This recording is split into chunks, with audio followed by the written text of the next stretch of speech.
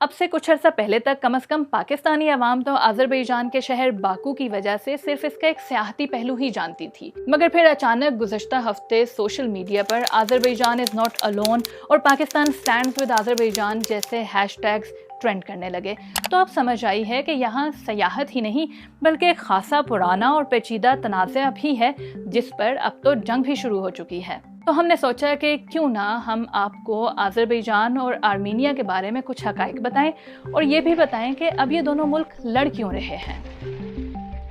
تو سب سے پہلے بات کرتے ہیں آذربائیجان اور آرمینیا کے درمیان مشترک کیا ہے۔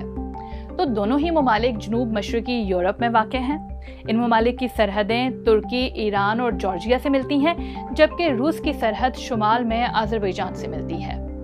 دونوں ممالک 1922 سے 1991 تک سوویت یونین کا حصہ رہے ہیں۔ اب آذربائیجان کے بارے میں آپ کو بتائیں کہ یہاں اکثریت مسلمانوں کی ہے، لیکن ریاست کا مذہب اسلام نہیں ہے اور اپنے آئین کے مطابق یہ ایک سیکولر ملک ہے۔ یہ ملک تیل کے وسائل سے مالا مال ہے۔ اسے ترکی، پاکستان، امریکہ اور ایران نے سب سے پہلے تسلیم کیا تھا۔ یہاں آذری اور روسی زبانیں بولی جاتی ہیں۔ ملک کے موجودہ صدر کے دور میں آذربائیجان بین الاقوامی سطح پر خاصا متحرک رہا ہے، لیکن انسانی حقوق کی تنظیمیں ان پر آزادی رائے پر قدغن لگانے اور صحافیوں اور کارکنان کو گرفتار کرنے کا الزام بھی لگاتی ہیں۔ Now, unlike آذربائیجان، آرمینیا ایک لینڈ لاکڈ ملک ہے، یعنی یہ دیگر ممالک میں گھرا ہوا ہے اور یہاں سمندری راستہ بھی نہیں ہے۔ یہاں اکثریت مسیحی افراد کی ہے، لیکن آئین میں ریاست اور مذہبی اداروں کو ایک دوسرے سے الگ رکھا گیا ہے۔ آذربائیجان کے مقابلے میں آرمینیا کی آبادی بہت کم، یعنی صرف 31 لاکھ ہے۔ یہاں آرمینین اور روسی زبانیں بولی جاتی ہیں اور آرمینیائی نسل کی قوم آباد ہے۔ اس خطے کی تاریخ دیگر یورپی ممالک سے بھی پرانی ہے۔ یہ خطہ قدیم ترین مسیحی تہذیبوں میں سے ایک ہے۔ آرمینیا میں 4 صدی میں ہی چرچ قائم ہونا شروع ہو چکے تھے۔ تو اب یہ آذربائیجان اور آرمینیا کے بیچ جنگ کیوں شروع ہو گئی ہے؟ اس تنازع کا محور نگورنو کرباخ نامی علاقہ ہے۔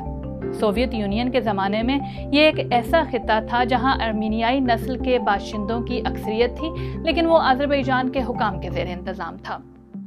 جب 80 کی دہائی کے آخری برسوں میں سوویت یونین اپنے خاتمے کے قریب پہنچنا شروع ہو گیا تھا تو نگورنو کرباخ کے مقامی پارلیمان نے اس علاقے کو آرمینیا کا حصہ بنانے کے حق میں ووٹ دے دیا، جس کے بعد یہاں نسلی فسادات شروع ہو گئے تھے۔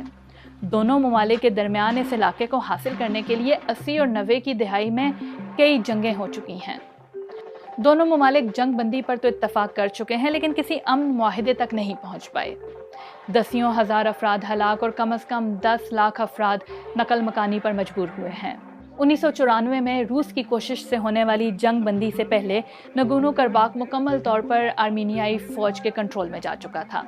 اس معاہدے کے نتیجے میں یہ طے ہوا کہ نگورنو کرباخ آذربائیجان کا ہی حصہ رہے گا، لیکن اس کا حکومتی نظام آرمینیائی نسل کے لوگوں کے پاس ہوگا، جنہیں آرمینیا کی حکومت کا تعاون حاصل ہوگا۔ اس کے بعد کئی مرتبہ امن معاہدے کی کوشش میں مذاکرات ہو چکے ہیں۔ فرانس، روس اور امریکہ پر مشتمل بین الاقوامی گروپ ثالث کا کردار ادا کرتا رہا ہے۔ 2016 میں ہونے والی جھڑپوں میں دونوں ممالک کے درجنوں فوجی ہلاک ہوئے تھے۔ یہ مسئلہ اب علاقائی سیاست کی وجہ سے مزید پیچیدہ ہو گیا ہے۔ ہمسایہ ملکوں میں ترکی آذربائیجان کے ساتھ قریبی تعلقات رکھتا ہے، لیکن روس آرمینیا کا ساتھ دینے کے ساتھ ساتھ آذربائیجان کے ساتھ بھی اچھے تعلقات رکھتا ہے۔ یہ واضح نہیں کہ کس ملک نے حالیہ کشیدگی میں پہل کی تھی، لیکن دونوں ملکوں کے درمیان کئی ماہ سے دوبارہ ایک تناؤ موجود تھا اور جولائی میں جھڑپوں میں دونوں طرف سے ہلاکتیں بھی ہوئی تھیں۔